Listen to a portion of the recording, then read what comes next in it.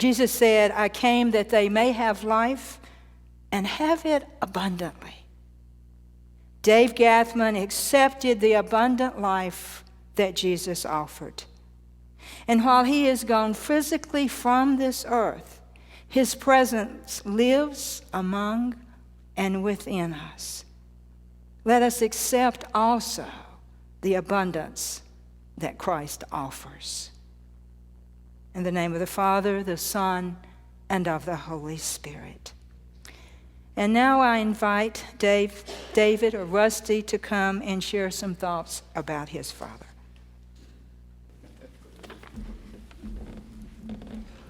Good afternoon, everybody. I know this is a solemn occasion, but my dad would have liked to have a little bit of levity at this service, so I wrote something for him, and I wrote it because I wasn't sure I can get all the way through it. So if it sounds like I'm reading it part of the way, it's probably because I am. I don't know if I can make it. I really wanted to sing the Navy hymn for my dad today, but I didn't think I'd be able to get through it. So instead, just let me share a few happy remembrances of him and his life. And as you know, it was a wonderful and impressive life. Any of you that knew him or read his obituary know that he was an extraordinarily gifted man.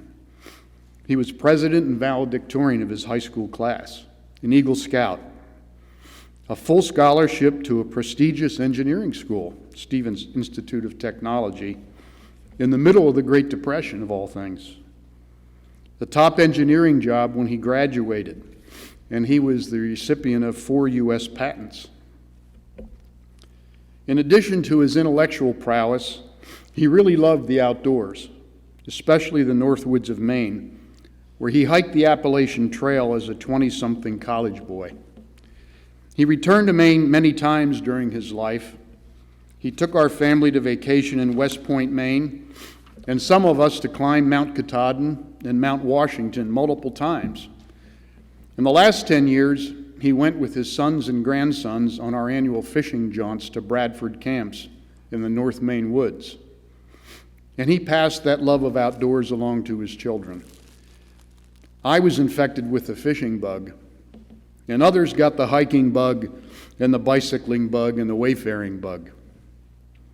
He loved his family, his country, and his God, and his church. He was one of the greatest generation that Tom Brokaw wrote about.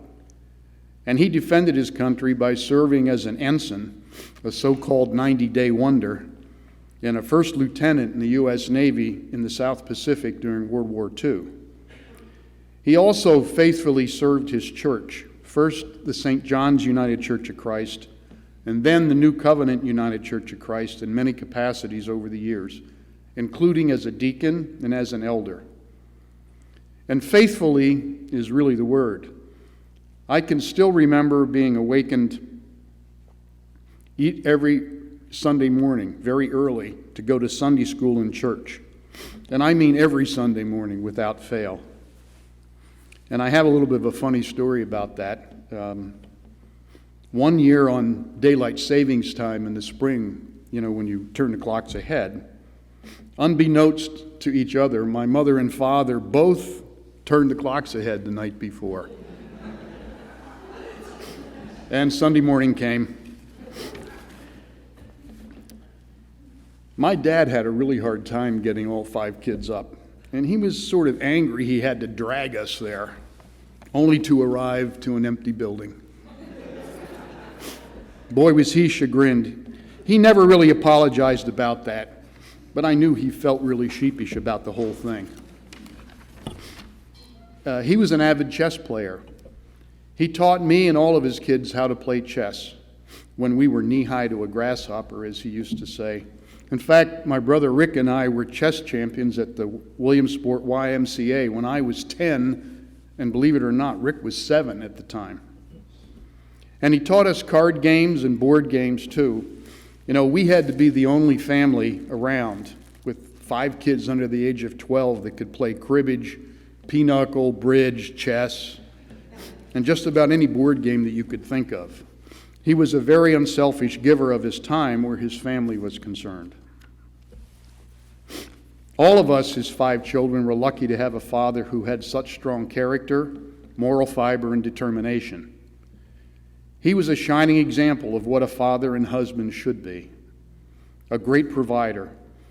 He gave us a wonderful life as we were growing up. The big turn-of-the-century home on Lincoln Avenue, the summer-long vacations in Eaglesmere, the trip to Maine and to Europe. And we 5 were a big pocketbook drain when it came to food and clothing, especially when we were teenagers, and it seemed as if I needed a new pair of shoes every other week. And oh boy, the food bills were really steep. But he never complained, though I remember getting a few funny looks occasionally. Dad taught each of us algebra so that we had a, quote, head start. You can ask Marty, Rick, Betsy, and Randy about their experiences, but here's mine. During the summer before I entered 9th grade, he drilled me every day on algebra for the entire summer. And he was disappointed to find out that I had not gotten his natural talent for math. Actually, it was worse than that. I have really no talent for math.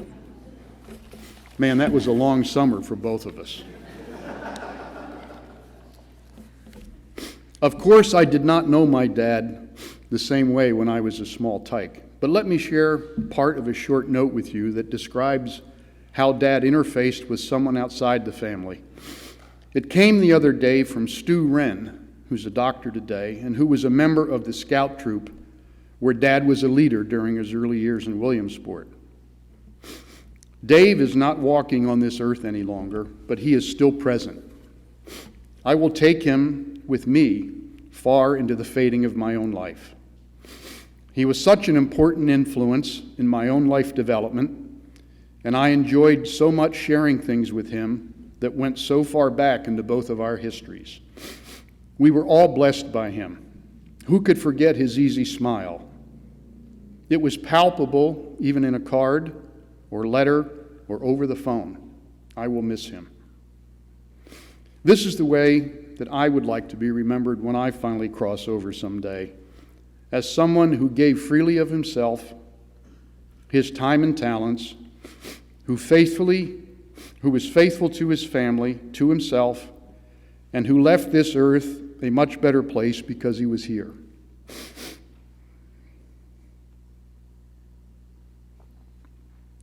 That's my dad and how I will remember him.